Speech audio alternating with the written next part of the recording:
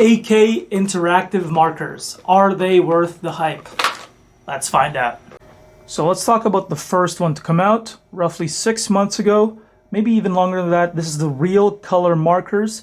They came out the exact same time, actually part of the line of the Real Color kind of rebranding that they did by AK. But unlike the rebranding, which focused more on the lacquer side of things, this, at least the markers, are pure acrylic paints, water-based acrylics. So if you're afraid to use them because you think that maybe they're enamel or lacquer-based, like a lot of hobby markers in the Gundam kind of department, nope, these are water-based paints. And in terms of the color schemes, they're targeted for more of the traditional hobbyist. So lots of more realistic colors geared towards World War II, Cold War era, maybe just basic weathering and such, right? A lot more muted, right? And these are the colors that you can that can be found on this line. For example, they have a German tank set, as you can see right here. And then on the other side of things, we have the Playmarkers, the newest kid on the block when it comes to AK markers. These, again, like its cousin, is acrylic paints as well. But this focuses more on vibrancy because they are targeting a wargaming audience. So if you do D&D, Warhammer, bolt action, Battletech, right? You know, this is right up your alley. It's incredible, and as you can see from its aforementioned cousin, it's a lot more poppy, very much reminiscent of Game Color from Vallejo, comparing it to its maybe more realistic cousin, Model Color, right? This would be Game Color if you're not taking the hint. So yes, two different audiences, but again, you can mix and match them. They are both water-based acrylics. Before we get started on the deeper comparisons between the two, I'd just like to give a quick shout out to the YouTube channel. We're about to hit 10K, or we're 3,300 subs away. So make sure to like and subscribe and hit that bell icon because you guys aren't getting notified when we upload. Now, aside from the colors and the selections and whatnot, there is actually quite a big difference between these two markers. And it's got to do with the tips, and I'll show you. So the Real Color marker, when you open it, has a tip like this. Is basically a Sharpie tip. Fine point, but it is one entity. It is just that single tip. So again, if you like Sharpies, you're gonna love this. Then, if you look at the Playmarkers, you'd initially be like, well, it's also a Sharpie tip. Not quite. This is individual bristles forming the tip. You can kind of see it right there. Yeah, see that? All the ridges? Yeah, these are individual bristles. This, for all intents and purposes, is a brush in pen form, forming an extremely fine point, and it is incredibly soft. This is, come on, focus, quite rigid and hard, like a Sharpie tip. So it just, I guess, depends on the person you are, because there's actually quite a big difference, right? Not just in terms of their color selection, but also the delivery system, right? And to go even further beyond that, the Real markers, the one with the realistic colors, doesn't have a button. And what do you mean by that? It means that it is always active. So it does run the danger of drying out first. Whereas the Playmarkers has this protective cap right here. You're like, what's this for? It's kind of useless, right? Because it doesn't really go. No, it's not for the tip. It's to protect the button at the end here so you don't press it accidentally every single time. And what it does is it releases ink, or I guess in this case paint, not ink. Press it. Come on. Yeah, there we go. See? And see how it just loaded up, and you can actually see it at the tip. It looks kind of thick, but it's actually quite thin, so be warned. It kind of does drip actually if you overpress it. So I pressed it twice. I should have pressed it once. And just to further emphasize my point, this is a new marker that I just opened from the Playmarkers Clothes and Ornaments set. So it is unsullied, untouched, Let us hope. You can actually see the paint right there. So let's press the button. Oh, see, look at that. Oh, and then it just slowly but surely, or you can even speed it up a little bit. Oh, see, it dripped. There we go. So for the demo, we will be trying them out on different swatches. So we have styrene plastic here from Evergreen that I cut up into sheets like that. And then we have a plastic spoon. And then finally, we may even use a D&D mini, which are pre-primed. They are pre-primed. So it's going to be 2 unprimed things and then 1 primed mini, just to see how they both react. I have a bad feeling about the unprimed ones, these 2 specifically, but we'll see how they go. Hopefully they kind of stick because they are both water-based. Up first, we have the Playmarker turquoise. Let's see how it reacts.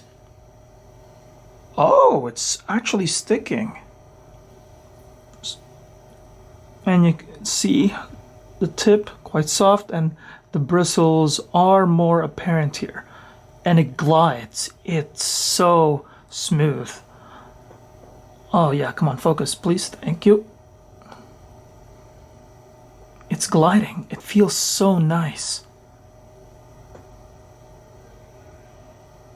A little streaky, but that is normal. It is the first layer and it doesn't have a primer, so keep that in mind. It will be naturally just streakier. Not bad, and it hasn't even dried yet, so I can't really judge it if it's streaky or not. So I went back and forth with this. Let's do a patch here that I just go 1 across. Oh, why is that shaking? There we go. There we go. Up next for the demo, we have this color specifically from Real Color Markers. Here we go.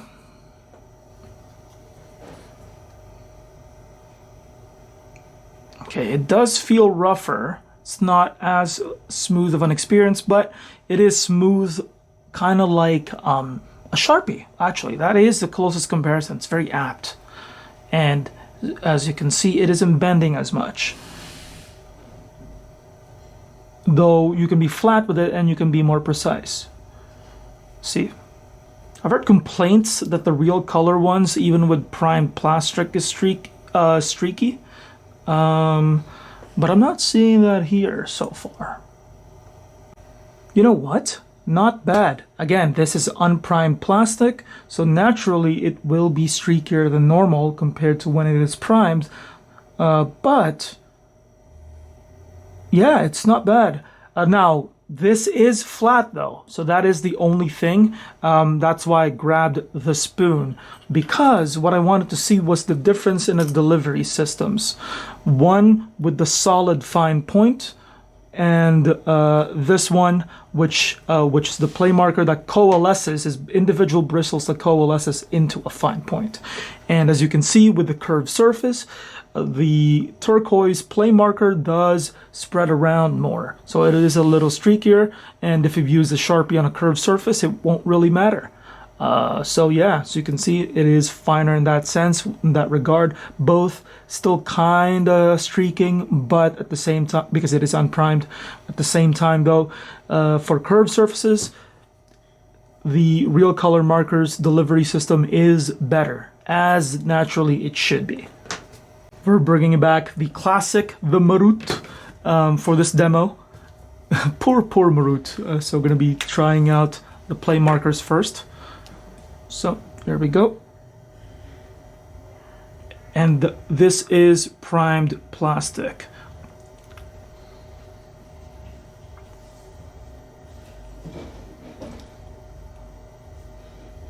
And I am going back and forth with this one. First coat, I'm only doing a first coat judgment, and then I'll do a second coat later. But overall, at least on the initial inspection, very good. But really, no streaking. I could have painted it finer, get into the more crevices, right? But honestly, no streaks. And you can kind of see it on the turquoise too. It's not finely painted, there are gaps there, so this one is lighter than the rest because I didn't paint it, only the first coat. But otherwise, yeah, no streaks. All right, Mr. Marut, this is the same color, right? The Midori.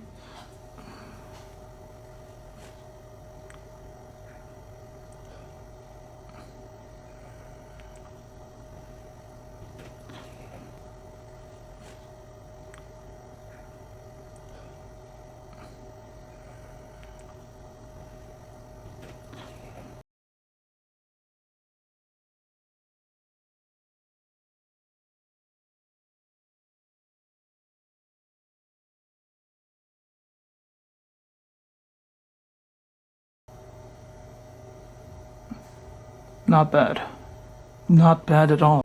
You know what? That's about even. I'm not really noticing any sort of hardcore differences. Even if you compare the green with the purple, yeah. Granted, the purple is like almost two coats, but it's mostly just one. Retouches here and there, but still.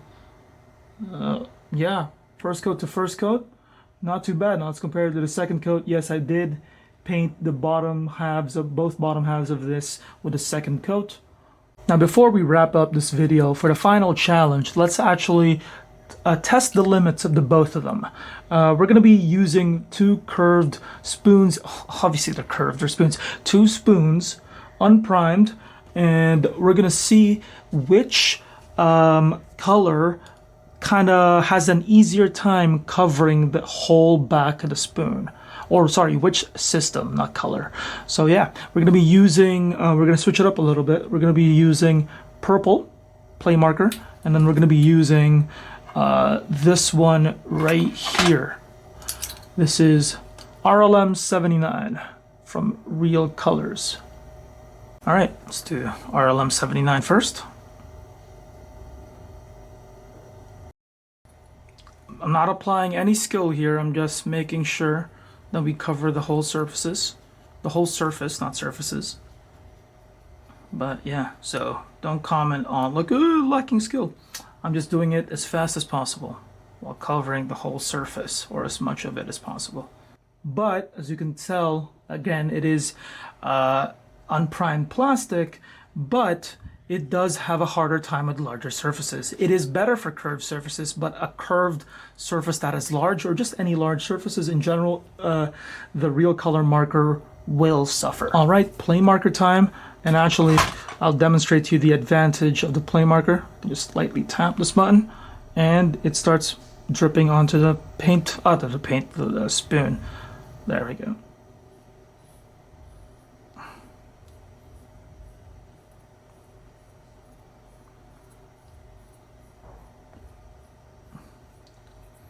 So it is better for larger surfaces, the brush, undoubtedly so. I guess when you're doing something pinpoint on a curved surface, it's worse, but a large curved surface like this, it's better. Because it did it in no time flat. I even stalled there for a sec to adjust the camera. And it's done. There are some streaks because again it is unprimed, but that's quite smooth. So, now that they're both dried, what do I think? Well, as you can tell, one is just way streakier than the other. Now, again, keep in mind this is unprimed for the 15th time, but, you know, one clearly suffered more with the large and curved surface. And that would be the Real marker on the left here. Yeah, it isn't even close, really. It definitely struggled because of its point kind of precision nature, and by default that is the nature of the pen. I could have maybe gone flatter with it, but there's only so much because it's kind of such a drastic point change. It goes from precise to flat, so you'd have to weirdly angle the pen, whereas you don't have to do that with the Playmarker because it is a brush in pen form. Now, would I go and rush to stores to replace my paints fully? I don't think so. There's only 36 paints per kind of delivery system here, so yeah, it's not fully complete just yet. They will be expanding this in future. I'm sure, both incredibly popular, but for now I would just take one or two of the real, not the real colors, but maybe the Playmarkers if you're doing the hobby on a more broad strokes kind of level. And I mean that literally, like big surfaces. I would use the real markers, the Playmarkers over the real markers. The real markers, more precision jobs, I think they're better for that, but they will suffer with big surfaces, and it is very apparent. So keep that in mind when you purchase. So as you can tell by the tone of my voice and just the way I was talking about these two products, yeah, I do like the Playmarkers more, but that just might be my Warhammer biases talking. So for me personally, if it was a tier list, I would place them, the Playmarkers on A tier, and then the real markers at B, like high B. It's not too far apart. They're both really good, both have their strengths and weaknesses, right? But the fact that this might dry faster and you can't really control the flow as much is, I guess, the prevalent downside to it. But it is more popular, significantly so. So I will say that people like it. So thank you guys so much for watching. Thank you for stopping by. Hopefully you'll like that little demonstration and review. Overall, they're both really good products. And yeah, just depends on your preference. So like and subscribe, follow us for more on not just our YouTube, but socials. And I'll see you guys next time.